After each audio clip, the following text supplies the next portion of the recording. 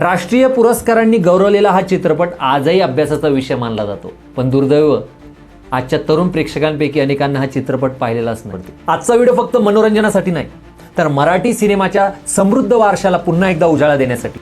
एका चित्रपटाने सत्तेचा चेहरा उघड केला. काहींनी ग्रामीण महाराष्ट्राचं इतकं वास्तव चित्रण केलं की आजही ते पाहताना अंगावर काटा येतो. मराठी सिनेमाकडे नेहमीच उत्तम कथा होत्या, फरक फक्त इतकाच आहे, त्या अनेकदा मर्यादित प्रेक्षकांपर्यंत पोहोचतात. तर दुसऱ्याने एका कलाकाराच्या आयुष्यात असा वेध घेतला की तो आजही भारतीय चित्रपटसृष्टीत महत्त्वाच्या कलाकृतींपैकी एक मानला जातो. आणि दुर्दैवाची गोष्ट म्हणजे आजच्या OTT पिढीला या चित्रपटांपैकी बहुतेकांची नावं सुद्धा माहिती. कोणत्या चित्रपटाचा रिमेक व्हायला हवा किंवा या यादीत नसलेला असा कोणता 90च्या दशकातील मराठी चित्रपट आहे जो नव्या पिढीने नक्की पाहायला हवा?